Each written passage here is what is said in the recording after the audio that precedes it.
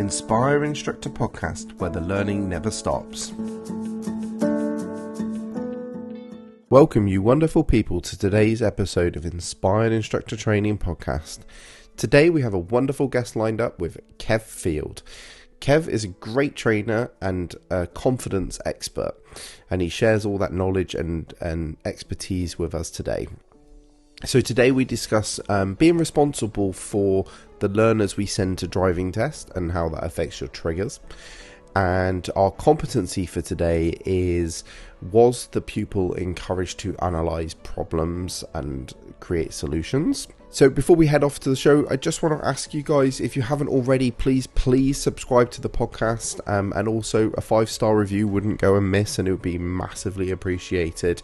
I'd also say that any feedback or requests people have, please get in touch. I'm always open to any sort of feedback and love hearing from you guys. You can either find me on Facebook or visit my website at inspireinstructortraining.com.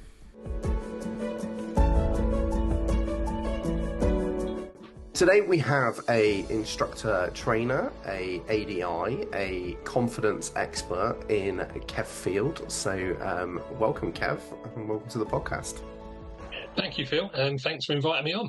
That's all right. Did I miss anything out on that list? Have you? There's probably loads and stuff, but yeah, that's good. That's good. Yeah, I feel like that was the main ones. Certainly the main ones that I've seen from you there. Exactly. We'll get an opportunity to chat about those later. What I want to do on this season's podcast is ask my guests a question that maybe comes up within the industry on a regular basis and get their opinion, basically. So what I've chosen for you is something I see on Facebook quite regularly is ADIs mentioning how, and it's maybe died down a little bit since, but when the triggers first came out, ADIs quite regularly said, how can I be held responsible for what my pupil does in that 40 minutes on a driving test? Because nerves kick in, things like that. How can I be responsible? So yeah, I just wondered what your opinion on that was, Kev. Just a little question there. Yeah. I think it's really interesting. I think for myself, and this is going to sound really bad, but I know what the trigger points are. But am I really interested in them? And by what I mean by that is, I'm going to do the best job I can do, whether that's training learners, PDIs, ADIs, or whatever it is. I go and do the best I can do. And if at the end of that training, I can turn around to myself and say, do you know what? I've done all right. This person has got the understanding, they've got the knowledge, they've got the skills to go and pass that test. What else is there for me to do? You know, you mentioned nerves there come in. I work on them as well. So that's also part of that knowledge. If I feel nervous, how can I overcome them? What's causing it? What's the root cause? So we work on them as well. So if I believe I've done the best, and the person that goes for an L test and they have 6 dangerous faults, 7 serious faults, and 15 minors, say, that is caused by something else that's probably out of my control. So my thoughts within that is, always say to yourselves is, am I doing the best that I can do? Is that person ready to do the assessment? And if the answer you're saying is yes, and the person that's doing the assessment is saying yes, what else could I do? Yeah. No, I 100% agree. And I'm with you actually. I don't worry I don't really take many learners anymore, but I don't worry myself about the triggers because, like you said, if you're doing, just go and do the best job you can do. Actually, I want to come back to the whole confidence and the nerves thing because obviously you specialize in that. And I think there might be some good tips that maybe we can send people away with on dealing with that. But it is really interesting actually that you sort of kind of described it the same as I don't like using nerves as an excuse for a pupil not to be ready, if that makes sense. So I get that you can, so a lot of the time, in my opinion, that lack of competence can cause nerves, but Yeah. you can also have nerves with competence, so you can be good enough and just be an anxious person. But if that is so, if competence is the issue, fix the competence. Um, like fix the fact that they can't drive, and that might help. But if confidence is the issue, even though they have the competence, then don't just go, well, they get nervous on the driving test. Like, see that as a thing to go and sort it out. Like, in my mind, that is no different to a pupil that struggles with roundabouts. I wouldn't send them to the test if they were struggling with roundabouts. If they're struggling with nerves, I don't send them to the driving test because it's not going to go well. I work on techniques around how to fix those nerves, whatever those can be, and send them as well prepared for whatever their issues are, as I can do. And I think this goes post test as well, actually, because if you've got I get the test is a weird micro little world of stress. But actually, if you've got someone who does struggle with that sort of stress, they're probably going to come across something in their life post test that's going to create that same level of stress. Maybe it's the first time they get on a motorway, or the first time they get into a big multi-story car park. I don't know, something like that. So have those conversations with pupils and give them coping mechanisms for that situation in their life, so they're not freaking out in the middle of the road with no one helping them in that scenario. So on that note, then, Kev, like, what if you had a pupil who is pretty anxious and you know that's their thing, that's the thing that's going to hold them back on the driving test? What are your top tips for those sort of pupils? The first thing is this find out what it is. That's what is causing that anxiousness, that nerves, those stresses. What actually is it? Is it a lack of skills? Is it a lack of understanding or knowledge? Or is it a fear? The fear of, well, what if the examiner does this? What if I go this way? So there's loads of what ifs coming in there. So what we've got to find out first is what is the root cause? And it could even be, not having a test, but also that roundabout. It could be post-test and they're driving to somewhere that's unknown to them. So find out what the root cause is. What is the cause that's happening inside them that's causing that? Then that gives you the clues to say, okay, let's work on that then. What have you done before that's very similar? Have you done something before where you felt this nervous? You felt that inside where it's, your stomach's having those butterflies. Have you done something before? Most people will say yes. So what happened? Well, I just went and did it. And what was the result? Well, it was this. What skills did you use? So if it's a fear of the unknown, I don't know what I'm going to do. Well, let's play with that. Well, let's say, what if the examiner takes me to that big roundabout? Okay, well, what would you do? I don't know. And this is where with confident drivers, we have the phrase "be a detective," and I think a lot of instructors forget that because you are the knowledge. You've got all the answers with the skills and the understanding. But what we tend to do is be too early into it. Let's be curious. Mm. And this is where my NLP hat comes on. But if you can be curious, what you're finding is you're being a detective. The student is actually working things out for themselves. They're creating solutions to the problems themselves. So if this does happen, they've already replayed it, so they know what to do. I like that. I also like the fact you're now linking to the competency we're going to talk about later. So it's all there in the competencies.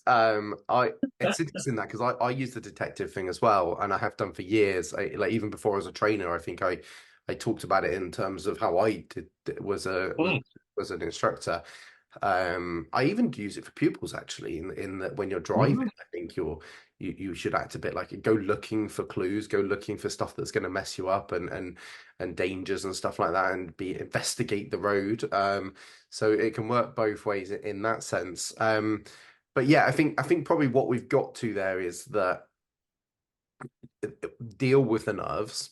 If you're not sure how to deal with the nerves, I don't think we're going to be able to cover that entire topic in a podcast.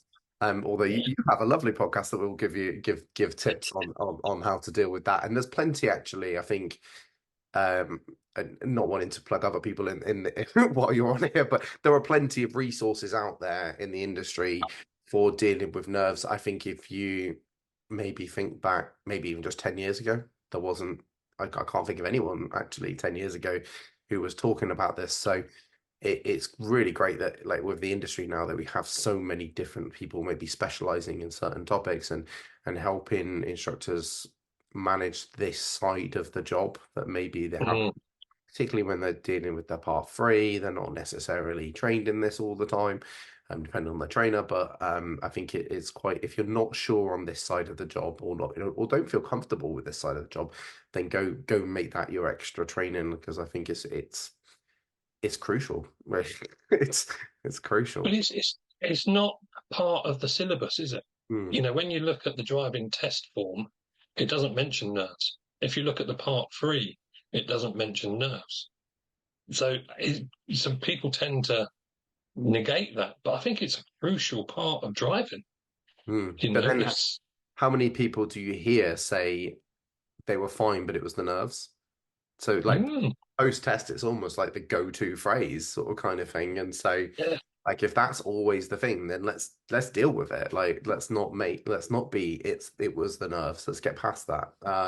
And I do think there are extremes of this. So I do think there's a lot of pupils out there that I think you can work with them and they'll be and it will get them over that. And then there are some pupils I've taught some recently, where it's more than just a few conversations. It's like it's a deep rooted anxiety going on, and we've had to sort of kind of. But again, I didn't send them to tests until they were ready to handle that anxiety. So I remember one of my it might even be my oh no my last person was my daughter, but the one before that was I think probably the last. And bear in mind, she took quite probably about 120 hours with me. I would say the last 20 hours she could drive, but we were just purely working on her ability to handle the anxiety of the driving test. mm, And then she went and passed first time because she was. mm, But I don't think she would have passed like on that 100 hours if we hadn't spent all that time. I don't. I think she would have gone and mm. like we probably did about six mock tests that she didn't finish. So at one point the goal was just to finish a mock test without falling to pieces. So yeah, and you can and I think what can happen is people do that and that's what happens on their tests. They go Mhm. 4, 5, 6 and it actually just they get exposure therapy in the end and finally then they handle it. And but I don't think that the driving test is the place to be getting that exposure. It's a rough one, isn't it? You know, Yeah. it's an expensive one as well. If you want to go and do a test to see what you've, it's like, I'm not saying that should be the case for everybody, but I know some people that have to have that genuine experience. And I suppose that's in the time I've been doing this, about two people that have had to do that, but could drive. They were Yeah. more than capable of driving, but they were never going to pass Without because having they knew what was going to happen. But they went to pass second time. yeah. Yeah. Oh, I did everything I could with this people. We went to the test center a week before and we went through everything but the test. So we went and sat in the waiting room. The examiners looked at us really confused because they were like, we've only got three people and there's two of us and so we did that. We did mocks from the test center, obviously out of hours, and just everything we could to kind of try and recreate that scenario, and lots of sort of kind of changing her language and things just to kind of Mm, get her. get her ready. I just want to come back to one more thing before we move on, is something that I talk to my instructors about, because I think we've talked a lot about the pupils there, and when we go back to like the triggers and it's not our fault, that sort of kind of sentence, and we talked about how we handle the triggers. One thing I suggest with my instructors, if they're having concerns with this, or if they're maybe having a dip in their pass rates, is to grade or scale their confidence in their pupil going into that test, because we all have it. We're not always 100% on every single pupil. And so obviously, like, don't tell the people well, I'm only 50-50 with you. Don't tell them that. This is a secret scale. Confidence. Let's build confidence here. Yeah. But genuinely sort of kind of like go, where do I feel like I am with this pupil before I take them to test? And then just make a note of it, make a note of the result, maybe how many drive faults and stuff there were in that, and see if you can see a pattern. Because maybe what's happening is that your sevens are on, or your pass rate at 7 is really low, and actually your 8 and 9s are really high pass rate. And actually, then you need to be start thinking, well, next time I think there's a 7, I need to have a conversation with this pupil about more lessons or moving the test. And maybe it's just about, and I think particularly when you're new to the job, there's an element of knowing what the standard is and knowing when to go, okay, yeah, you might be all right, versus no, actually, we need to move this, and being Mm. strong with that, and finding out where your number is with that. And I'm not Mhm. saying like, the 9 and 10s go and fail, like that happens, and then your Yeah. 4 or 5 sometimes pass. But I just wondered like as a keeping a record of your performance, maybe that number next to those passes, is that something you think would work with your with? I, I think again, it's another technique, isn't it? And I think I suppose the more we talk about this, the more techniques you're going to get. And it's a bit like a bookshop. How many books are in a bookshop, but how many do we actually read? So again, one of the things I use slightly different is the word trust. So do you trust your student? Just asking that question. It's like, do I? And you've got to be honest with yourself there. But then what we also do is I want to ask my students how much they trust their driving. Yeah, that's always an interesting conversation. And I think it's a really interesting conversation because it goes back to independent driving. And I feel that the test is different because they drive independently. The examiner's not going to give them any help. I'm a serial helper. My fingers might move slightly to sort of like Mm. this or whatever, and that is part of helping them. So when we do that, ask that question: do you trust your driving? We're going to go out a route. They choose the route or place they want to drive to, and it's all about them trusting their driving to get to that point. And in that, I'm there to keep them safe. We do the risk. I'm not just going to say off you go. So we do all the risk management. But what happens is it's them driving on their own. And how much do they trust their driving? And it's probably one of the biggest differences I've learned, that if you can put the trust in the student and the student can trust their driving, the results tend to improve. Yeah, no, yeah, no, I really get that, and it's something you see a lot is over helping. I think we're a bunch of helpers. That's what we do. So it's, but yeah, really knowing when to shut up. There's always as well sometimes that you end up helping the people just by being there sometimes, and in a way they'll ask you a question and they know you, even if you don't answer it, they kind of know you're not answering it, sort of means yeah, it's okay, sort of kind of thing. So yeah, really putting that sort of kind of responsibility on them. I do find this quite interesting. So I taught my daughter to drive this year, well, she passed on the 2nd of January, so technically this year. And I It's interesting how I viewed that slightly differently. Like obviously I've always wanted all my pupils to be safe, but she's my daughter. I really wanted her to be safe. And how we put in, not necessarily because there were driving lessons, but because we were when we were going somewhere, she was then driving, and it really did become the sort of like, are you going to be all right doing this when I'm not here, like after you pass your test? Because that terrifies me. And so yeah, I think probably that we did a lot of that. Maybe not in those words, but it was me Mm. me checking. I didn't care about the driving test. I just wanted her to be safe after the test. And um it's yeah, it's interesting that sort of kind of like maybe I viewed it slightly differently in that sense with just a bit more Mm. protectiveness and but protectiveness in the fact that I had to let go to sort of kind of to let her show me that she was going to be all right when Yeah. she passed. So that yeah, that was quite an interesting sort of kind of perspective on it, and carrying that through to future pupils and yeah, Mm. letting them do those like real drives and things like that. And she's been good since since, so that's good. It's the instructor that helped you, you see. That's what's Yeah, happened. she had a good instructor, so it's all good. Yeah. um, shall we move on to our competency as we are working our way through these competencies this year? So this competency we're going to talk about is was the pupil encouraged to analyze problems and take responsibility for their learning? So before we dig into this, I just wanted to actually read what the ADI1 says about this, just because I think there's maybe not all of it, but I think there's a particularly interesting sentence in the ADI1 here. That I quite liked. So it says a key part of client-centered approach is development of an active problem solving in the pupil. And this is my sentence that I love.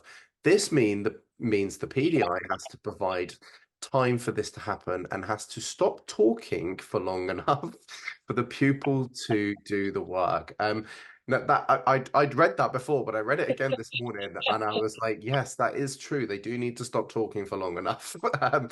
And it's yeah, it's so interesting, and I think I can be guilty of this, and I think we all can. Again, we talked about it with serial helpers, and yeah, it's really sort of kind of key crucial point of this competency is that it's all about getting, and you sort of alluded to it earlier about getting them to provide the solutions, and they can't do that if you're talking.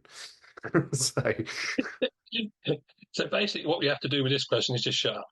basically, yeah, yeah. I know a couple of local trainers to me around here have so Lou Walsh used to have a phrase, why am I talking, stuck to her dashboard, which and so it spells wait. Um and a couple of the trainers around here wrote that on wooden spoons, and when the PDIs were talking for too much, they would just like push the wooden spoon through to the front of the car as like a shut up sort of thing. I don't know if they ever went as far as whacking them on the back of the head with the wooden spoon, but I just got a vision now. It's like, hmm. yeah, so like PDIs walking around with big lumps on the back of their head, but it's a common issue with PDIs and probably ADIs as well. But I know definitely PDIs.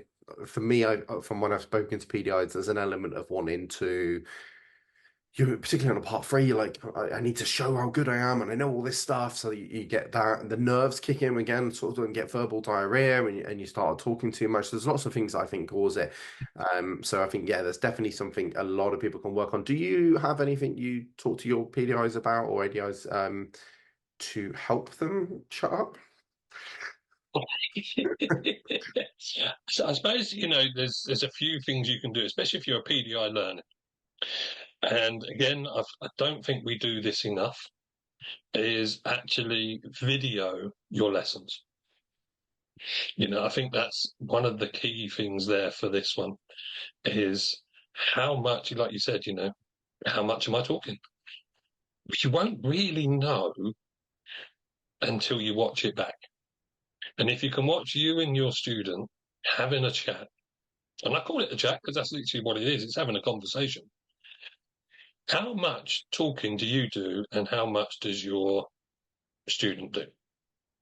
Now, in my coaching, when I'm coaching, the variables are that the trainee or the coachee should be doing 80% of the talking, where I only do 20%. That's what we're aiming for, to be a good coaching conversation. So when you look at that, what you're aiming to do is just ask one question, shut up, and just listen. And that is the hardest part.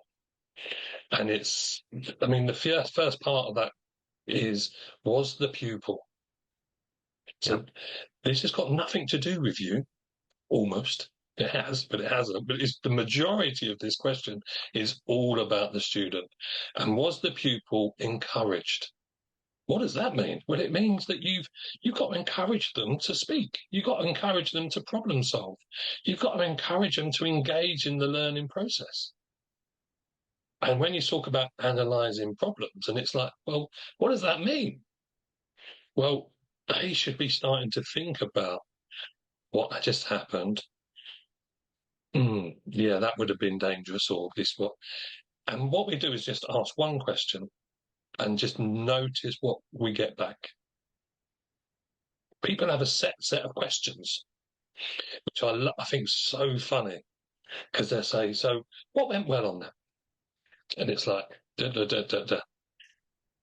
What didn't go so well? It's like, da, da, da, da, da. And it's like, well, you haven't listened. You've just read questions. And this is all about listening, where you are just asking one question, you listen to the answer, and then what you're doing is you're going to question what they tell you to Yeah. make learning happen. I think in a way you've kind of nailed it on the head there, actually, with it's quite often the second question that is the key to this, because I think a lot of people get that first question because they've been told to ask that first question. And it's when you move on regardless, or it possibly worse, when you move the conversation in your direction because of their answer wasn't what you were expecting. And so I think actually that's probably, if I was giving a tip to a PDI in this scenario, I would say think about what your second question is. Don't think about it as in like plan it like after the event. Was my second question like moving that conversation on because of what they said? Like, and actually sometimes it can be something as simple as, that's interesting, tell me more. Like pick out one thing. Oh, you said something about like this and this, tell me more about that. And that's when you know you're doing this well, when you're picking up on those moments.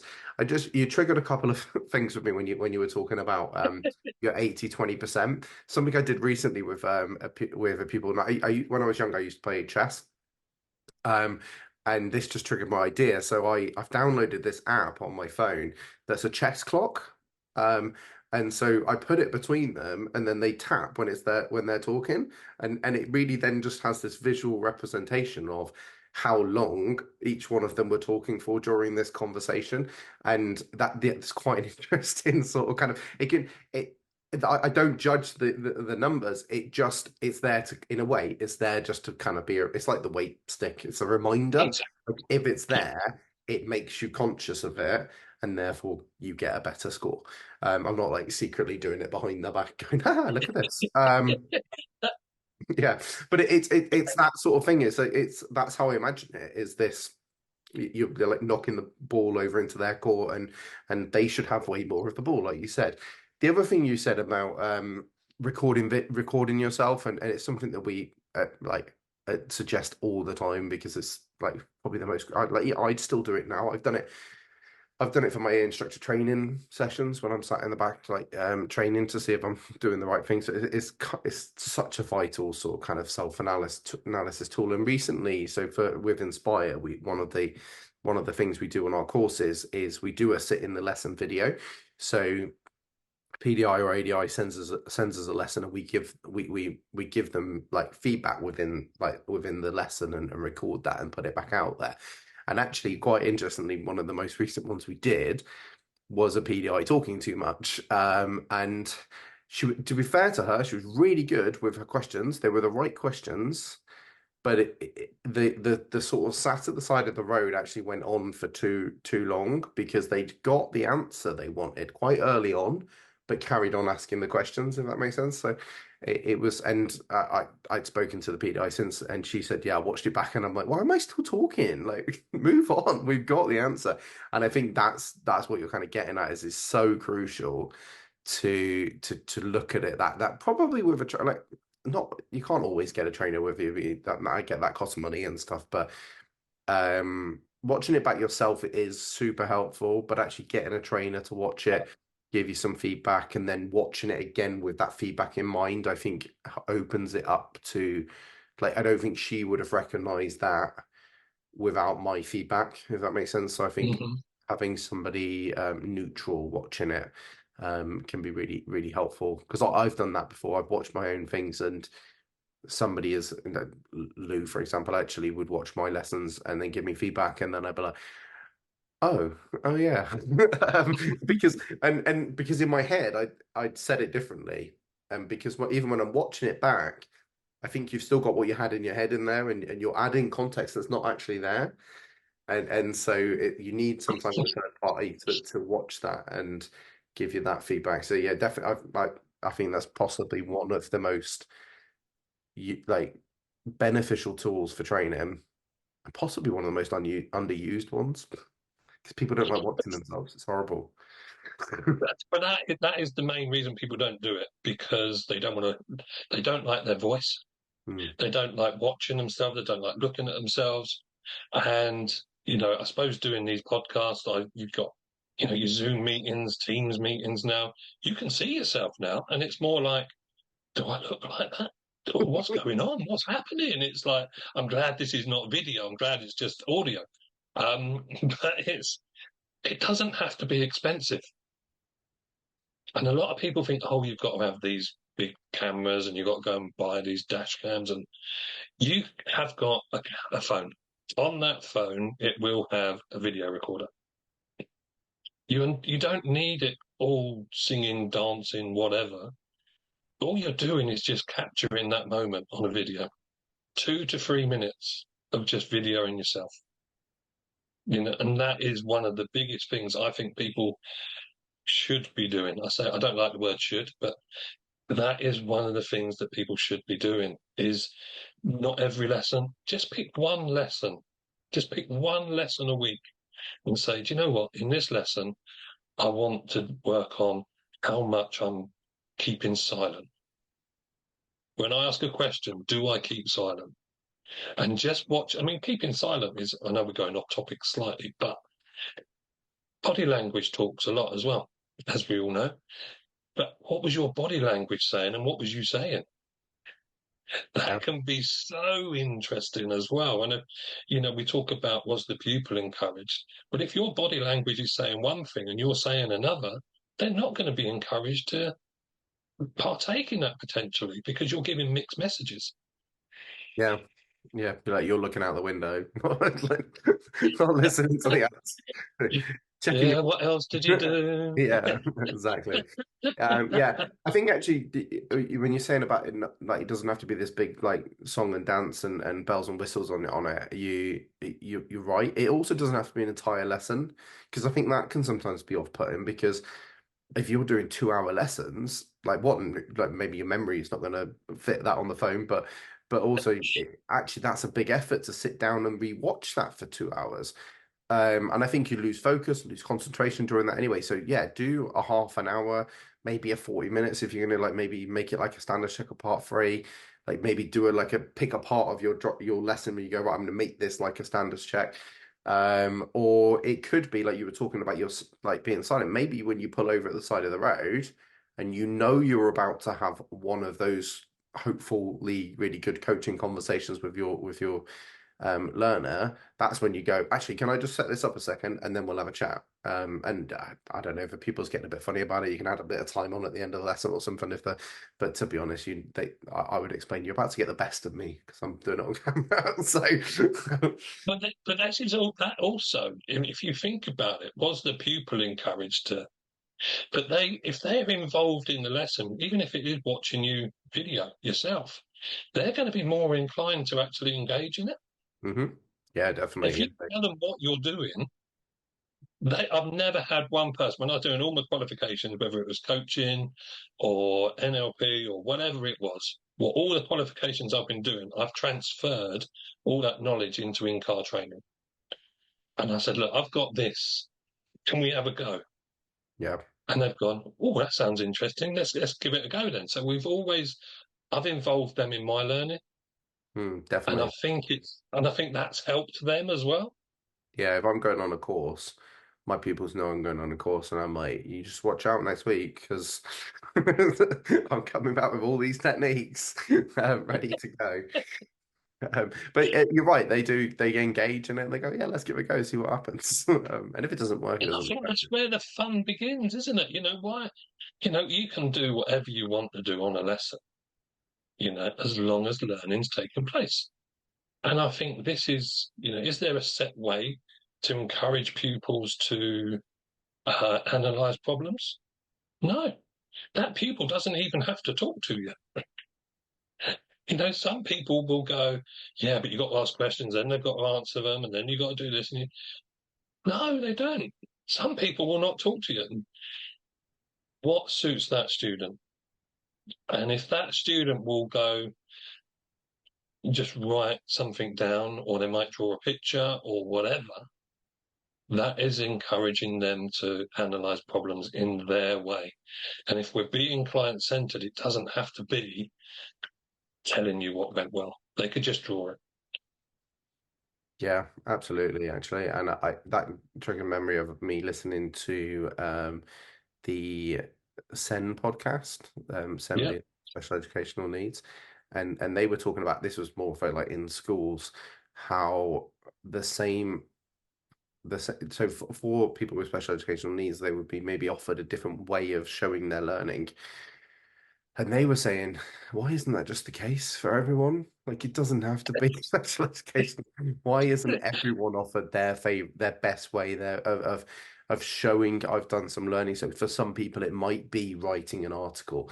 For some people it might be creating a collage of photos or a timeline of something, or I don't know, like a play or whatever. Like it could be anything.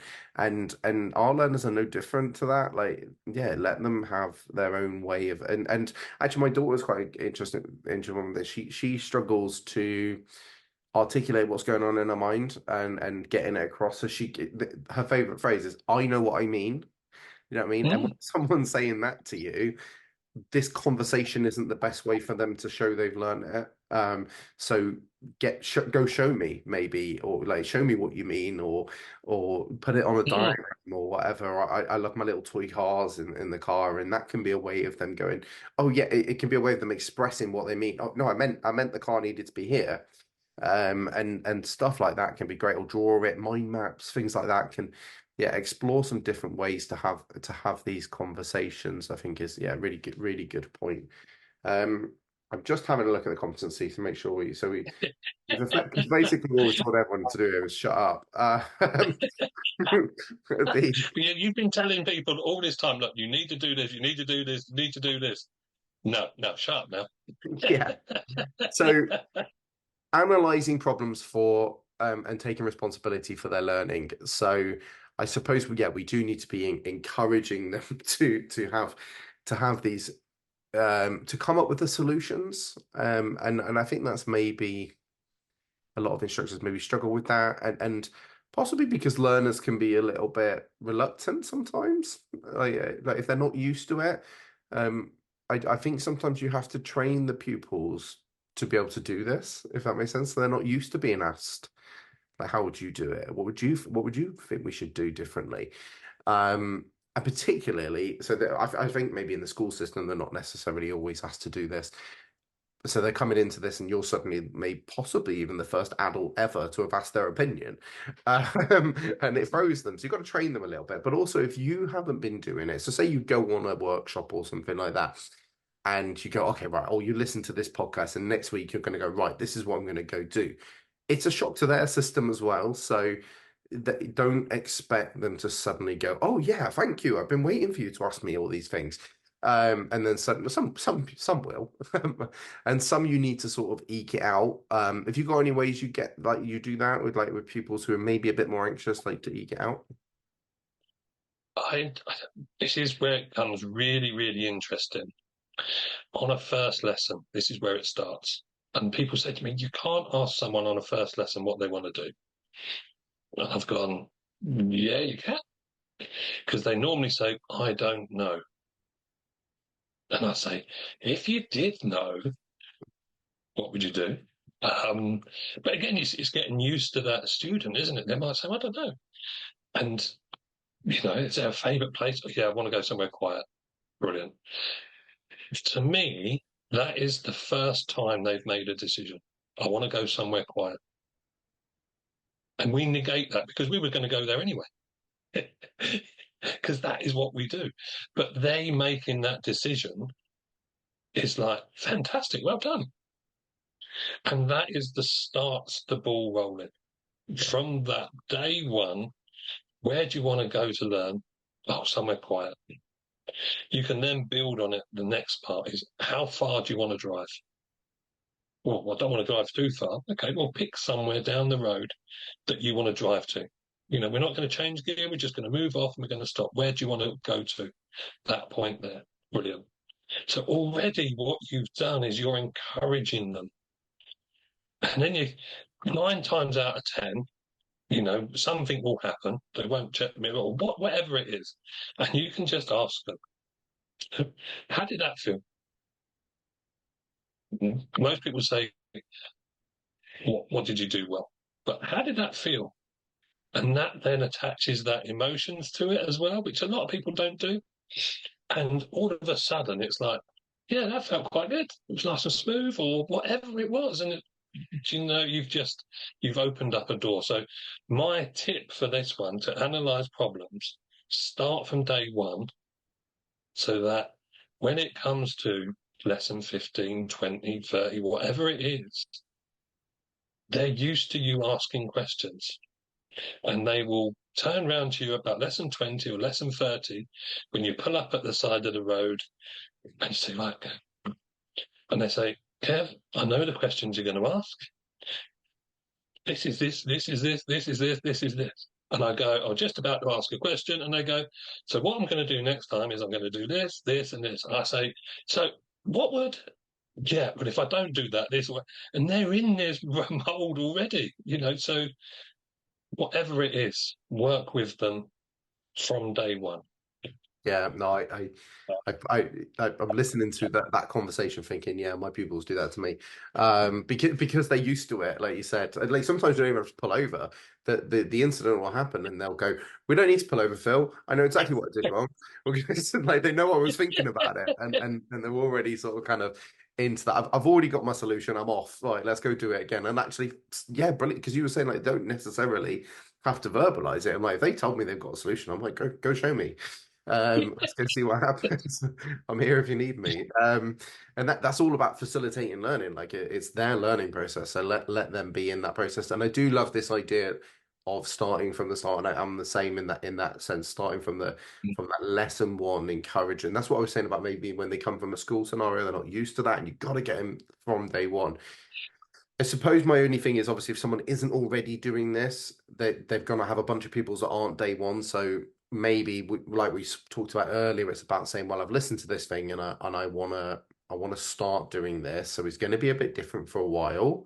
Work with me. Like don't just start doing it to your pupil.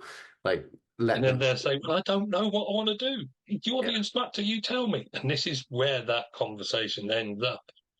But this for me is about just give them options. Yeah. Just say that we've got options today. It's a nice sunny day. Do you fancy going for a drive? Do you fancy doing some maneuvers? What do you fancy doing? Mm. You Yeah. know, Once they start getting so once they start getting used to answering those options, like choosing an option and not being judged, then that's when they start going, oh, it's okay for me to say what I mean, and then you don't have to give the later on down the line, you don't have to give the options. The other one I use for that first lesson when you get that don't know, because you said, well, what would you do if you do know? And it's a classic coaching question. I love it. The is I say to them, so last night when you were sat at home thinking about this lesson, because who isn't sat at home thinking about their first driving lesson the night before? What were your expectations? Or even like what have your friends told you about their first lessons? What are you expecting like that's about to happen? Because I think sometimes that can lead into a conversation about maybe some concerns they have that might be just misleading and not true. Like they might have heard a myth from a friend or a dad or whatever and stuff, and you can then maybe alleviate a lot of the concerns before we even start driving. So yeah, getting again, it's that maybe that conversation can happen on the way there, or like because if you're going to the like practice area. So yeah, I think yeah, start from the beginning and train them to have these conversations with you. So I'm just looking at the positives on the ADI one, the things the examiners are looking for. So providing time in a suitable location to explore any problems or issues that arose during the lesson or that were raised by the pupil. So I quite like the suitable location because I think this maybe alleviates the fear that some people are a bit concerned you're not supposed to pull over anymore on part threes, and that is definitely not the case. Yeah, during It is. COVID, it was it was a thing. I know it's your lesson on the standards check or part three, but first off, I mean, this is where it goes back to, I suppose, how all the competencies are linked. This is about choosing the right route, isn't it? Hmm. And if you've got the right route and you've done it and they're doing really well, what do you do then? You move it on. And I think this is, have a stop. But where do you stop? Know where you want to stop. If something goes wrong, where are you going to stop? Where can you adapt the lesson if something's gone wrong? If you have a safety critical incident somewhere, where are you going to pull them over? Yeah. Because you need to talk. You need to talk. And you need to talk about consequences and benefits and all that sort of stuff. But if you haven't planned that route well enough, you're going to be panicking. Yeah. And you're just creating a whole new world for yourself that you haven't planned. And that's when it all goes pear-shaped. That's where the time starts getting away from you. This is where the mind starts playing tricks on you. And it really is about, I know we're looking at one competency, but look at all of them. You might have 3 or 4 safety critical incidents in that 40 minutes. Potentially. Hopefully not, but you might well. But what do you do? And that's what I think, where are you going to put up? Yeah. Where's a safe place to have a chat? And Yeah. I don't think, from what I've seen, again, sitting in people's lessons coming up for a standards check, and it's quite interesting because you've got the route, they've got this, they've got that, and I say, you happy with it? Yeah. Student happy? Yeah. Something goes wrong, and they go, right, we'll deal with this on the move. We won't talk about that yet. And we go round, they do some more, and then they do it again, and something else happens, and it's a snowball. Mm. Just think about the route. Where can you stop? Be kind to yourself. That pause we were talking about earlier, being silent? That's your time to have a little breather and go, oh, right, what do I want to do? Yeah, I think this moves on to the second sort of kind of point here is says provide timely opportunities for analysis. So again, it's like it's having places to stop so that it's not 20 minutes later. And then you're getting out this like right, so this happened and then this happened and then this happened. You're like, well, I don't know which one to deal with. I think actually on that note, something I always suggest that if you have a moment and you're putting a pin in it because you don't want to have the conversation because there's another roundabout coming up, which is absolutely correct. So, like, remember that situation for me. We're going to have a chat in a second. What I think you need to do is be aware that maybe you need to up your level of instruction until you get the opportunity to pull over because despite saying you're not going to have a conversation about it, that conversation is happening in your pupil's head quite often. They're like, remember that? Oh, yeah. And they're like, yeah, what should I have done? Yeah, definitely. And there's Yeah, another got to round. do that one now. I'm like, yeah. So they're thinking about it, even if you're not talking about it. So it's you've got to bring their attention back to the road and get yourself through that next couple of scenarios, maybe until you get Mm, the opportunities, because there isn't always someone just to pull over the next 2 seconds. it'd be Um, lovely if there was. yeah, I know. We should just be allowed like a light that where we can just stop in the middle of the road and go, sorry, analyzing. Go round me. Yeah, yeah. But yeah, it just just be wary of that because that's quite often why you get this snowball effect is because the pupil's mind is spiraling and not concentrating. So I do think maybe a change of level of instruction short term just to support that scenario can help with this as well. And you might again find that people start talking to you about it and not maybe not getting into falling into that trap of go and just reminding Oh, them we'll talk about it in a minute when we got time to think and stuff. Let's deal with this. Yeah. yeah. And you can even phrase it as, okay, so that's just happened. We're going to talk about it in more depth in a short while. What I'll do, especially if it's been serious, is I'll talk you through the next one. And then when we get a chance, and what you're doing there, if you just explain exactly what you're going to do, not just helping with a little bit of, I'll talk you through the next one. Yeah, absolutely. That Um, that's you're crystal clear what's happening. yeah. And actually, if the next one was a similar incident, you might find that that then helps you with your analysis because they then seen it go well, and you can link the two and go what was different and it can actually help you with the analysis as well. Whereas if they both go wrong, it's like just a snowball of like I can't drive, can I? So yeah. Where's this nursery route that I need to go back to now? And it's no. But yeah, So I'm just having a quick another look at this positive. So taking time and using suitable techniques to understand any problems the pupil had with understanding the issue. So that's just kind of again using coaching questions and techniques, isn't it, to get the pupil to work through a problem, which is what we've kind of talked about. Yeah. exactly that, isn't it? It's working with the student. What does the student learn? How does the student learn best? Is what I'm trying to say. Mhm. Yeah, suggesting suitable strategies to help the pupil develop their understanding, such as using practical examples or pointing out further reading. And actually, that again goes back to I think something you said earlier about not everyone learns the same. So maybe you have a pupil who wants to go away and read about this before coming back to analyzing it. Now that might be a bit tricky mid standards check, but just but you can get like Des out or the highway code in that scenario as well.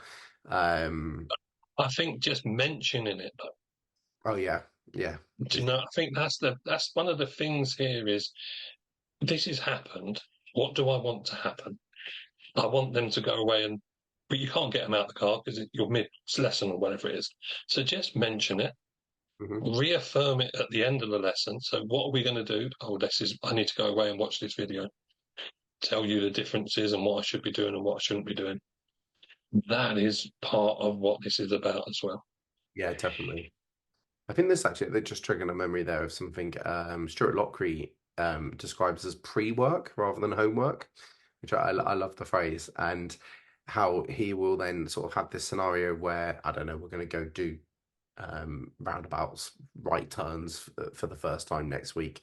And it's getting the pupil to go away and research that and go, you come teach me how to do roundabouts, right turns. And I think that's quite an interesting sort of kind of it's not quite this competency, but it's what it is in a way because you're getting the pupil even before the problem to analyze, come up with solutions, and involving them in that learning process. So stuff like that can be really helpful. And I like calling it pre-work rather than homework because it doesn't have Oh, this. Yeah. free work is the best thing ever, and especially if you are involving them, and especially if they don't even have to drive. One of the things I've found that's works goes back to videoing because they've all got phones again. Is they're going to be turning right at the roundabout that is considered to be the worst roundabout in the world. We'll get mum or dad, brother, sister to drive round it, and what I want you to do is video it. and Interesting. then watch it again. So they're sitting in the passenger chair, just videoing it as they go round. What did you notice? What did they do? What happened? And that I think is a almost a classic for them because it takes all the pressure away. Hmm. Mum and dad have normally done something wrong, which is again is learning, isn't it? It's fantastic. But then it gives you the opportunity to talk through it with them, and they're going to explain things to you, and then you give them the opportunity. Well, how do you want to do this then? Do you want to talk me through it? Do you want to drive and I'll talk you through it, or do you just want to have a go? Yeah, I know. I really love that. I've never considered that. I've done a little bit of that where I've told them to go and get your parents to drive around it and watch your parents drive and learn from that, but not video it. Yeah, no, I like that. I'm gonna steal that one. That's a, that's a good learning tool. And yeah, I imagine it creates a lot of conversations. I think another one I've done that's similar is get them to effectively drive it on Google Maps, on Google Street View. Yeah. Be a good tool. Or I just get them to watch my videos of me driving it. So, but that's not as fun because that's just me doing it right. So You should do it wrong. You should do it yeah, wrong. I'm not putting that on YouTube. It's like here's how not to drive across the roundabout. Get I my love that. get the police knocking on the door, going, you've got video evidence of here you doing this illegally. I was like, okay, maybe not. So let's just round this up with giving clear and accurate information to fill the gaps for the pupil's knowledge and understanding. So I think this actually is something that can get confusing because you've got people like you and me who are constantly saying coach and ask questions and get the pupil to come up with the solutions. And then you see this sort of kind of painful moment where they're trying to get pupil to give them something that they just don't know because it's technical. And we do teach a technical, like driving is a technical skill, and sometimes people just don't know, and that's fine. And you could like do what we've said, go away and research it and come back with the answer. That is absolutely fine and a good way of doing it. But I think also in the moment for time-based reasons, it is also okay to just go, here's some information. However, what I always suggest to my guys is anytime you give someone information, get them to analyze what you've just said because I think that's where it sticks. Like if you're just throwing out stuff, and I wonder how many times you've heard someone said, "We talked about this last week," and they can't remember because they haven't analyzed it, so it hasn't like created those brain connections. So whereas you say, so I'll give you a bit of information, and then you say, what do you think the advantages and disadvantages of driving like that or doing it like that are? Give me some pros and cons, that sort of thing. Or why do you think we do it like that? And now the pupil has to analyze what you've said. It's going to stick because they're having to work it out, and it's not just a remembering exercise. So yeah, that would be my sort of kind of suggestion for that. Mm. But that's great, though, isn't it? Because again, you're getting them to think, you're getting them to take responsibility for that learning, which is what this question is all about.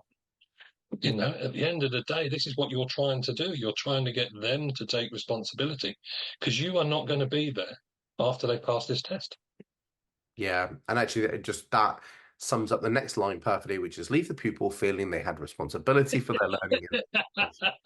Um, and and what you said there about you're not always going to be there, and I think that makes this competency quite crucial because it's possibly one of the most important skills we can teach them is it's not all the driving stuff, it's the ability to self-analyze and come up with solutions because we can't cover everything when we're out on driving lessons. They're going to come across stuff that they haven't dealt with before. And I hope my pupils have the ability to not just go, well, it wasn't my fault. I hope they have the ability to go, what was my part in that? What could I have done differently? What would I do differently next time? And that ability to self-analyze, because we talk about gaining experience as drivers makes you a better driver, but I've seen people driving and that isn't necessarily the case. And so experience itself doesn't necessarily make you a better driver. it's what you do with that experience and that self-analysis. And that's this competency, is that giving your pupil that tool to go use that experience to become a better driver, and continuously become a better driver, which would be nice, wouldn't it? And that's the end goal, really, isn't it? The continuation of learning.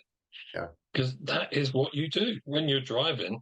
The actual skill of driving is pretty straightforward. But when you add the thinking in and behavior and others thinking behavior, then you're into a whole new ballgame. And that's what we're working on. If they can analyze problems or start predicting what might actually happen, that's where the self-analyzing comes back and everyone's going, okay, this is what I'll do now then. Yeah, I love that. So I'm going to ask you one more question before we wrap up. Just because you said something earlier, and I was like, oh, I must ask him about that later. So I didn't want to interrupt our lovely competency chat. So why don't you like the word should? Why don't I like the way should? It has so many connotations. You should have done that. You should have done this. You should do it this way. You should do that. And I think it's so potential. It's very similar to the Y word. Mm-hmm. It is potentially 99% of the time it's used in a negative way. Yeah. What do you use instead? So what I want you to do is research that and then come back to you're not allowed to use the Y word anymore. How do you swap the Y word but in a question? Yeah. And that is probably, and if whoever's watching this, even if it's people in the wherever, how do you swap the Y word but still ask a question? Nice. Nice. I like that. Yeah, we're going to leave it at that. So in the comments, so whether it's YouTube or Facebook, how are you using the Y word and what are you using instead of should? Yeah, no, I like that. Um, go find some solutions for yourself. Um, Take responsibility for your learning. That's what we're going to go for. So Kev, I'm going to ask you for your final top tip, which is what I ask everyone for. Just and doesn't have to be anything to do with what we've been talking about. Just your top tip, maybe driving related would be quite good, but just like not your cooking top tip or anything. But and I never pre-warned you guys to do this which I always forget. But I think it's more fun when you do it off the cuff. But before you do that, do you want to take an opportunity to tell everyone how they can find you after they've loved engaging with you today? So, yeah, I mean, we've mentioned already the Confident Drivers website. There's loads of stuff on there, courses and freebies and tools and techniques. We've got a podcast as well, which is the Driving Confidence podcast. And again, you can find us on Facebook, YouTube. Personally, if you just want to talk to me, Kev Field or Kev Field, the Driving Confidence Coach. I'm out there doing training for instructors, PDIs, ADIs, anything really. Or if you just want to have a chat, and I think that the more people we can have a chat with, the better this little place will be. Yeah. And I think if you're anything like me, we just enjoy talking about this sort of stuff. To be honest, am I right in thinking the Confident Drivers podcast is like it is good for instructors, but it's aimed at learners? That should like a target audience, if that makes sense? I suppose it's aimed at more at learners and people that have passed their test. And that is our target audience as such. But we have so many instructors use it and Yeah, then tell their learners, watch this episode or listen to this episode, should I say. that's Yeah, what I because do. we don't like watching ourselves. So, Yeah, the only reason I mention it because I do the same. I listen to it and I recommend it to like episodes to learners. But yeah, just so people had an idea that it's a place to send your learners. If we going right back to where we were talking about driving tests and people maybe having a lack of confidence, maybe that is somewhere they can go to and have a listen to an episode. I know there's been you've had some great people on there that have overcome some sort of kind of like, and I'm like, It's amazing. Just amazing. I've had people listen to it and go and literally say, if that person can get over that incident and get back in a car, I can pass a driving test. So But there's been some crazy stories, and most times I don't know the story. Tracy's probably done most of the talking. I turn up and I just have a little chat, like I've done with yourself, and it's like, did you really just say you did that? yeah, After you've just been through it, it's like, ow. yeah, yeah. No, I enjoy your podcast. What's your top tip for everyone then? My top tip for everyone would be make sure that your skills and understanding and knowledge are there in the first place. You know, if you want to do something, make sure you've got the skills, knowledge, and understanding. Right. That actually brings me back to listening to The Diary of the CEO, which I just did a book club with Terry, and my favorite part of that book was about filling your buckets, and the first two buckets are understanding, knowledge and understanding, and skill is the second bucket, and he goes back to, it doesn't matter, the other three buckets are like other stuff, but he said everybody can take anything away from you, but they can't take those two things away from you. You can't take away your knowledge, understanding, and your skill. And if you've always got those, even if something goes wrong, you can rebuild because you've got that foundation. So yeah, no, I love that as a tip. That's good. So yeah, thank you very much, Kev, for No problem at all. for coming on. And yeah, this isn't the first episode that's going out, but it's my first one I've recorded, so I've got that in the bag. So thank you very much. Thanks, Phil. Thank you. Inspire Instructor Podcast, where the learning never stops.